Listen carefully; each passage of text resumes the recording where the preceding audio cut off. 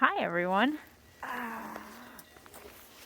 Reverend Beth Simmons here with your midweek moment from snowy New Hampshire. It's gorgeous. And I'm taking a rest.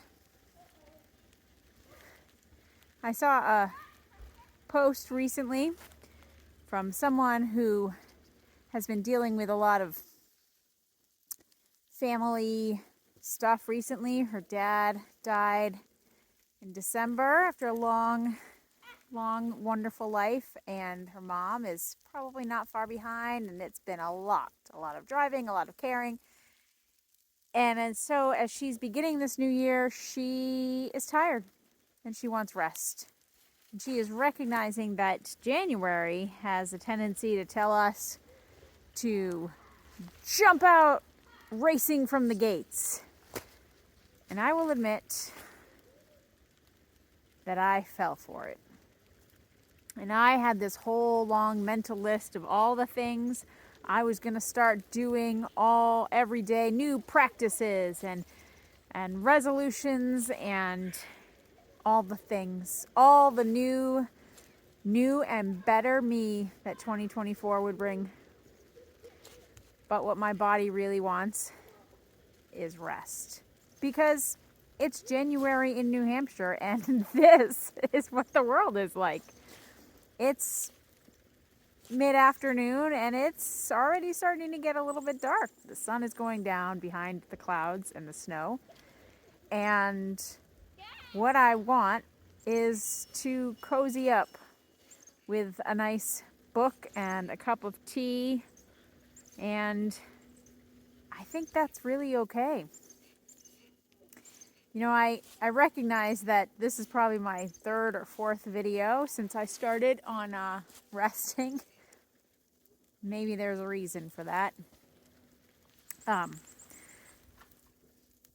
You know, it says that pastors only have a certain number of sermons and they preach them over and over and over again. And probably one of mine would be, it's okay to rest. And that God took a rest too, you know, had a Sabbath.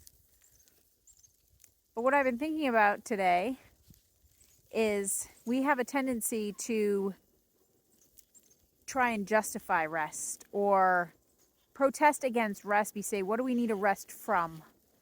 We need a rest from our busy lives. We need a rest from our overstimulation. We need a rest from whatever. And I feel like that is just trying to justify it. It's giving us an excuse. And what if, I wonder, what if instead of trying to think of what do we need a rest from, to try to make it acceptable to rest?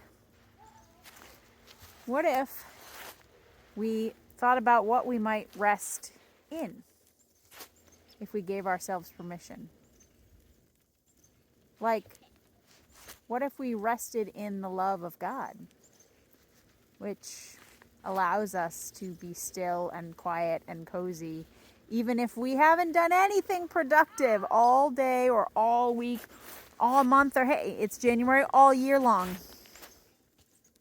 What if we rested in that love without needing to justify it? What if we rested in the idea that we are already enough? We don't have to try so hard to earn love or respect or kindness or compassion, that we don't need to earn it for ourselves, that we can treat ourselves with love and kindness and compassion without having to earn it first. What if we rested in the idea that rest doesn't have to be lounging around? Rest can be play.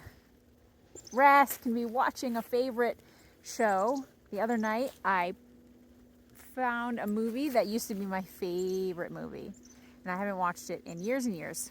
And so I watched it, and it was like hanging out with an old friend.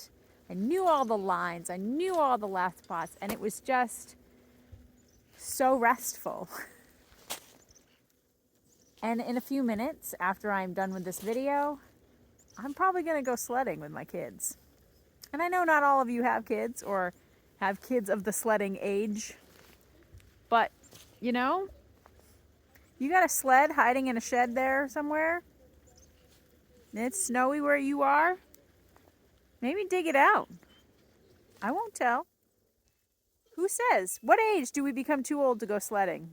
What age do we have to justify our play and fun by saying, oh, we're doing it because we're doing it with the kids, not because we just enjoy it? Or we have to make it somehow grown up and do skiing, snowboarding.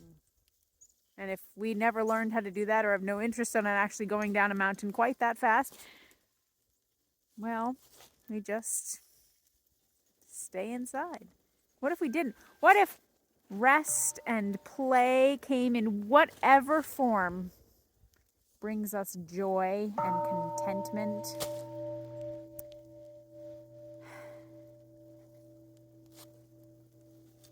What if we did just come out on our lounge chairs in the middle of a snowstorm, bundle ourselves up so we're cozy, warm, and we just listen. And we just feel the kisses of snowflakes on our face. And smile and rest. Not because we've earned it, not because we've spent the whole rest of the day puttering and working hard, but just because. Just because. This is what this season calls for, is rest. And there will be time for sowing and planting and activity and busyness. Plenty of time for that. It's a little late in the day maybe for now, but the next time you get a day like this, call a snow day. A real, honest to goodness, out of the blue, as much as you can. If you can swing it, don't go to work. Really. And if you can't, well,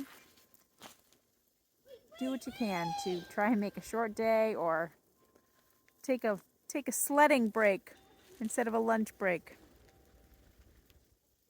Make some hot chocolate with some big fat marshmallows in it. And have a cookie. Make a snow angel. Watch the birds play in the fluffy snow, and just know you are doing exactly what you should. Rest in the knowledge that God has called rest good. Have a wonderful rest of your week, friends. I love you.